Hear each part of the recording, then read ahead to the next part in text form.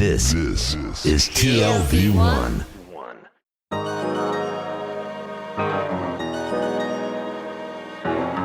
The Tel Aviv Review. Hello and welcome to the Tel Aviv Review, a program dedicated to the word, to the thought and to debate, brought to you by the Van Leer Jerusalem Institute, which promotes humanistic, democratic and liberal values in the social discourse in Israel. I'm your host, Gilad Halpern. And I am your co-hostess, Dalia Shenlin. Continuing in our fiction series this week, we have a guest today who is an American-Israeli journalist who's been based in Israel for 3 decades. Gwen Ackerman has been covering this region since the first Intifada. She's worked for ABC News, Reuters, AP, and most recently is the former bureau chief at Bloomberg News. Now she's a senior writer. And she has her first fiction book out, her first novel. It's called Goddess of Battle, published by Black Rose Writing. It revolves around a friendship across the Great Divide between an American Jewish woman who made Aliyah, who moved to Israel, and a Palestinian woman from Bethlehem. Gwen Ackerman, hello and welcome to the show. Hi, I'm pleased to be here. We are too.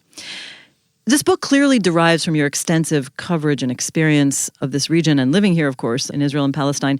And the characters and the situations very much come out of things that we see every day in the news. We feel these situations, we know them, we're familiar with them.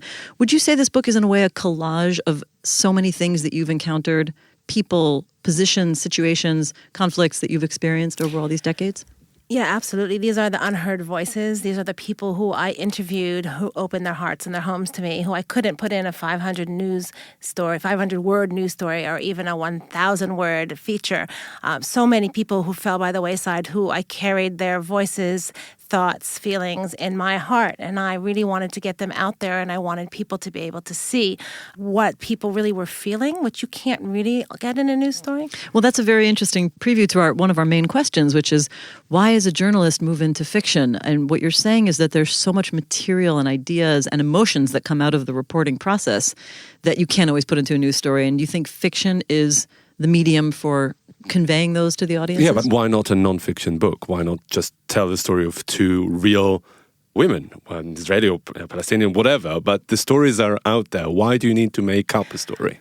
That's a good question. I think, first of all, like Dalia said, fiction is a way to get across emotions. Fiction is also a way to get into a subconscious. Once you've got into the reader's imagination, you're into the subconscious, and they're in a different place, in a different world, and they're willing to maybe open their minds to ideas and opinions that they wouldn't open themselves up to if it was nonfiction. And also, it gave me, of course, I could be much more liberal. I can take a lot of different people and make them into one person, a lot of different events and make them into one event. I had a whole thing about, okay, did this really happen or did it happen at this time? And then I said, but you're writing fiction, so you can be a little bit more liberal with yourself even. But was it a conscious decision? While you were, you covering the conflict, so many times you've been out there talking to these women. Did it ever cross your mind that, okay, maybe this merits more than a 500-word piece? Maybe I should write a whole book about this woman from Bethlehem, whoever she is. Did you know that you were going to write fiction from the outset, or was there any process of hesitation? I always wanted to be a fiction writer before I wanted to be a journalist. But I actually never was out in the field saying, I'm going to write a story about this. For me, fiction, I go into this meditative state, and then whatever comes out, comes out. And before I wrote this novel, I wrote a collection of short stories about women on both sides of the divide. And their stories came out. A couple of them have been published, and some of them have won awards. And then I said, okay, people are interested in this. And for me, it was a release. It was a way to get out all these voices I had in my heart and my mind. And I think also to some extent it was healing. What some people don't understand is journalists also suffer trauma from being out there and seeing this. And I think it was some way of healing for me to be able to talk about these things in a different way. So let's get into the content and the characters. And what you said about yourself in your previous stories that you've written about women. Why are there 2 women protagonists? Interesting, you don't know this, but our previous fiction episode, we had 2 male characters in the novel that we discussed, brothers. And here you have 2 women. Which was The Hilltop. Which everybody, all of our listeners have listened to that episode at this point. Yeah. And if not, they can go back now and listen to it and come back to Gwen I actually looked for it before I came on. Right. And I will say that we asked the same question. So this is not a sexist question. We said, why are you focusing on these 2 brothers? brothers and what are their sort of male identities? Maybe we didn't phrase it just like that. But why did you choose two women characters? And as you said, your previous writing has also focused on women's characters in the shadow of the conflict. I think I know women better, so I don't really know how to get into a man's head yet, so I prefer to talk about women. I think women are much more impacted by the conflict just because of the way both societies are still a little bit more, especially the Palestinian society, but also Israeli, a little bit more patriarchal, so they're impacted by it more. I chose two characters. I actually started out this novel, which has been written probably about 7 times over, with 3 characters. And the reason I chose 3 different characters is that I could then look at the conflict from different angles and show people what a Palestinian was feeling and what an Israeli was feeling, and take them through the Israeli milieu and take them through the Palestinian one in a way that was more real, that I didn't feel that I could do if I just had an Israeli character. I also actually started, at one point I only had an Israeli character, and when someone read the book, they said, it just sounds like all you want to do is like, show us this, show us that. She's hopping from one place to another. It didn't make sense as a plot. So it went down from 3 to 1 and back up to 2. Wait, so the third character was an Israeli woman? The first book was an Israeli woman, an American Palestinian, and a Palestinian. Okay. And now we have an American Jewish woman and a Palestinian woman. And we have no American Palestinian. No, not this time. It's interesting, though. The book is really set, it's almost like you've got situations that represent decades of conflict, but it's set in a hyper-modern political environment. You're talking about Black Lives Matter. You're talking about very current political trends going on in the U.S. Would you say that this is, timeless material in the conflict, but that you really wanted to set in as current an environment as possible? Well, the conflict is timeless. I think conflicts across the globe are timeless, unfortunately. And yeah, I did want to make it timely. And also, I was struggling with this whole idea that I wanted to bring in the idea of civil rights, not in that there's much comparison in the Black Americans' fight for equality and the Israeli-Palestinian conflict, but I thought that there was something to be learned from the way that Americans feel that they can stand up for their rights and the way that they demonstrate. And I really felt very strongly that I wanted that in the book. And so you don't think there's much in common between the Black civil rights struggle, or the American civil rights struggle, I should say, and the Israeli-Palestinian conflict and the Palestinian struggle? They're so very, very different, because the American Blacks are citizens of the United States with a very, very, very fraught history that hasn't actually been resolved. And here we have Israeli and Palestinians, or Jews and Palestinians, who lived together until there was the State of Israel, and then we have this fraught conflict between them, but they don't agree that they live in the same state. They don't want to live in the same state. They want 2 different countries. So I think just from that point of view, it's different. I think that the Palestinians have taken a page from that. The first Intifada was supposed to be a nonviolent protest. And so there's a lot of similarities, yet a lot of differences. I wanted to explore that a little bit. And one of the reasons that the Palestinian woman ends up in Black Lives Matter also was to have her have a parallel. I tried very hard to have them parallel experiences, so that would make them find a lot of commonalities when they finally did meet. So let's talk about these 2 characters, Tyra and Noreen, a Jewish American and Palestinian. I'd like to know, before we actually talk about them specifically, why did you cut out the native Israeli and the American Palestinian and left in the Jewish American? Why did you think that Tyra was the right character for this story? So we do have the native Israeli. She's just more of a minor character in the book at the moment, but I'm American Jewish Israeli. So I think, again, I felt like I needed to write about what I really knew. And a lot of her experiences, they're not necessarily my experiences, but they feel very close to some of my experiences. And I wanted to bring someone in who was naive. I wanted someone to come into this conflict who was naive and brought a set of different values. And that's why I kept the American Jewish woman, and why she wasn't an American Palestinian. I'm not sure why. I really liked my American Palestinian. It just didn't turn out that way. This, again, like, Tyra came out to me. I was in a writing workshop in the Old City in Jerusalem, and she just came to me. Like, she just was just there, and I just loved her, and I just wanted to use her.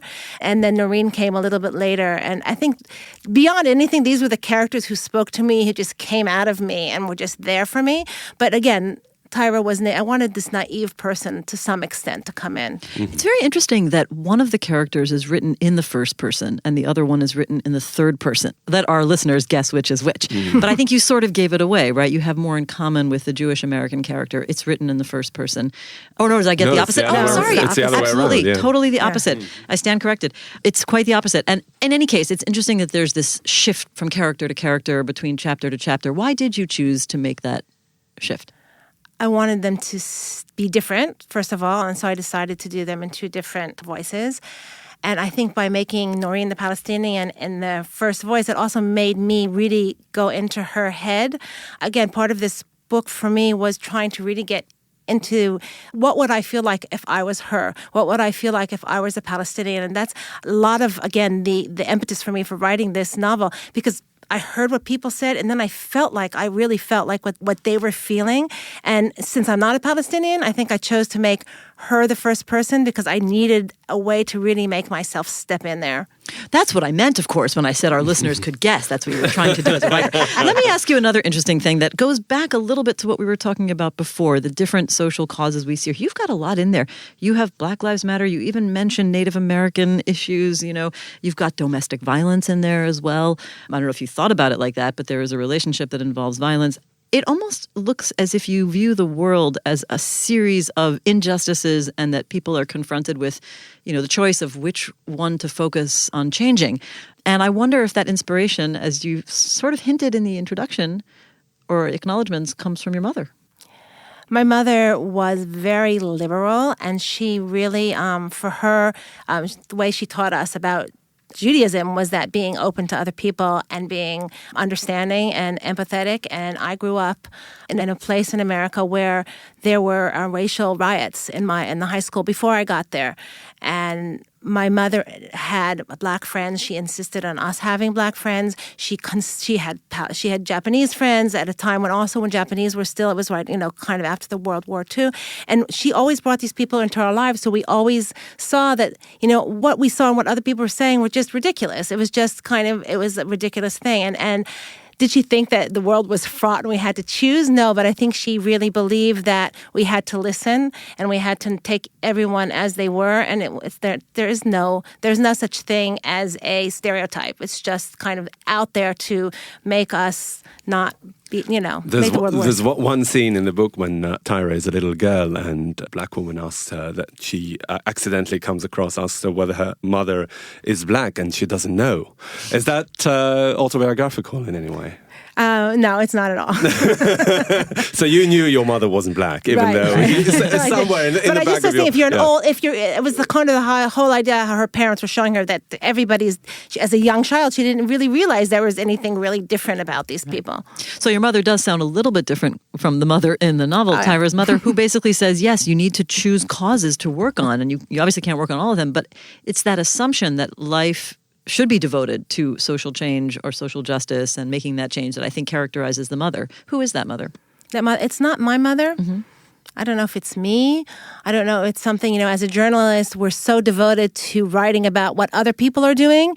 And we're so focused on not saying what our opinion is and being objective that maybe that mother is somehow kind of my alternate self. Like if I had a chance, if I wasn't a journalist, that I would be able to be, fighting it for whatever cause I chose.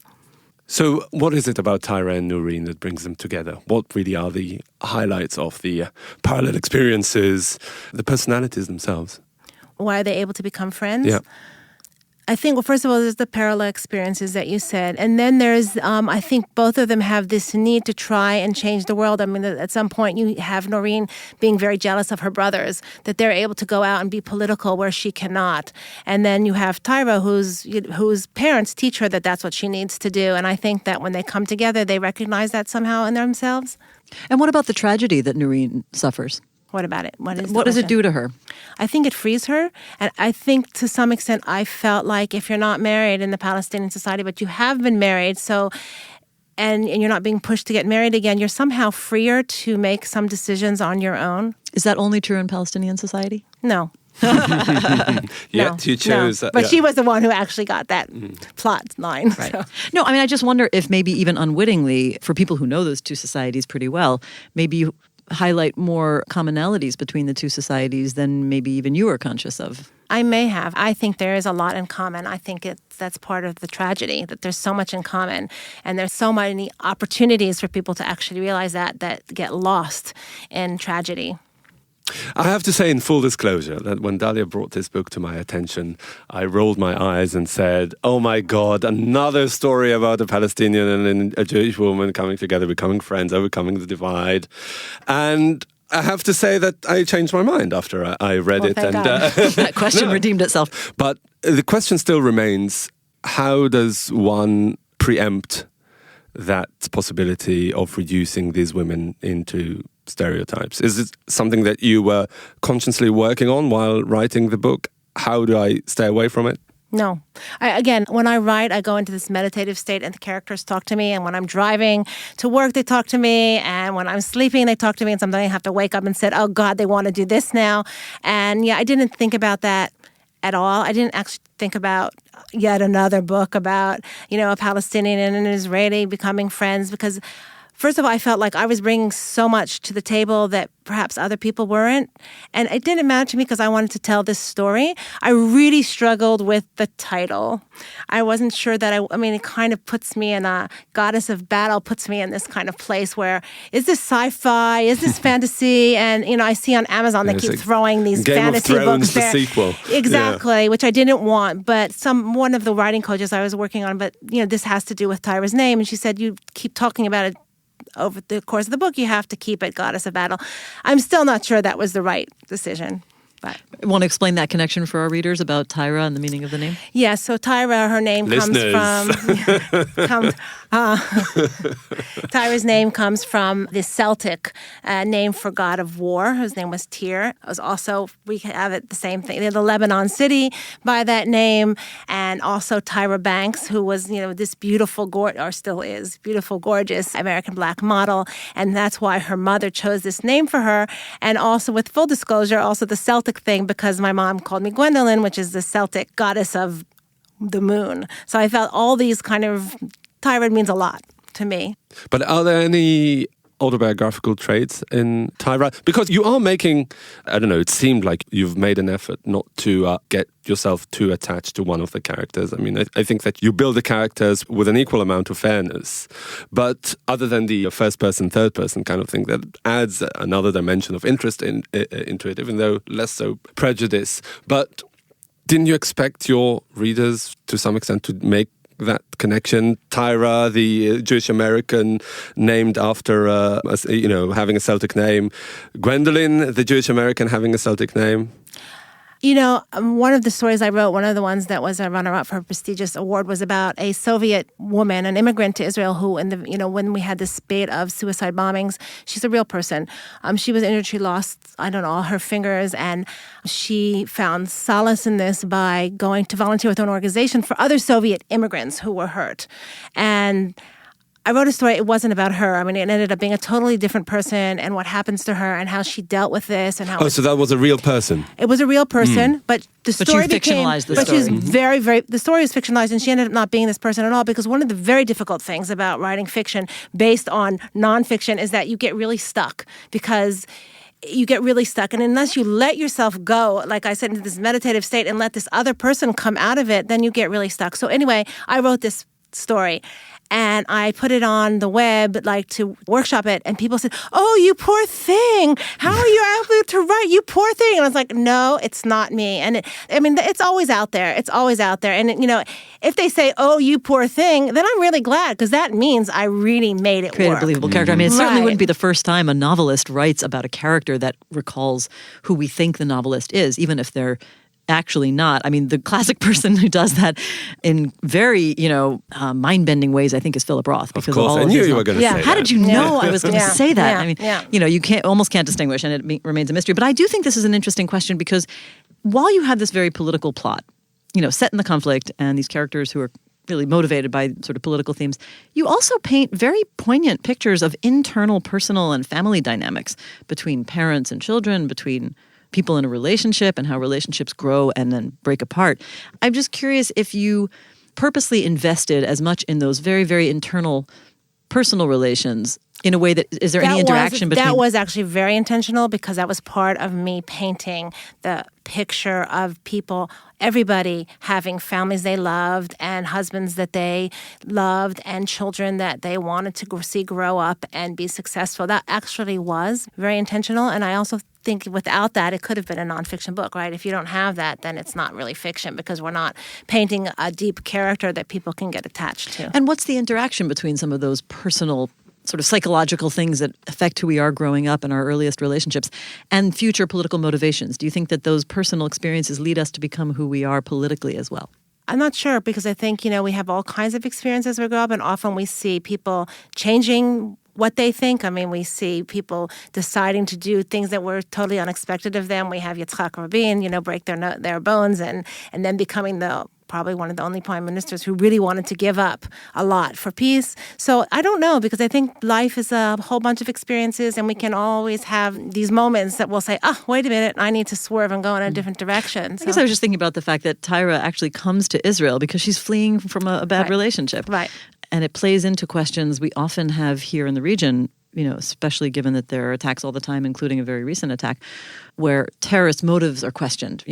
Was it really a political act, or was, this woman terrorist just, spurned by her community for some, problem in her relationships? One of the first 3 versions of this novel, I did have the Palestinian woman did end up being a suicide bomber, and I explored that because I wanted to see, what happened, and was she being played by somebody? Was she being vulnerable, and did someone push her to do this, and how did it happen? And in that case, actually, she was set up. She didn't know she was going to be a suicide bomber, and she was set up. That was in that case. And one of the writing coaches I worked with, she uses that personality that I created to show people how to step into other people's shoes and how can I be that person? And it's interesting that you mention, the terrorist attack, the attack that we saw yesterday in Haradar, because, it really does play into how did that happen? What happened to him? Was it a personal thing?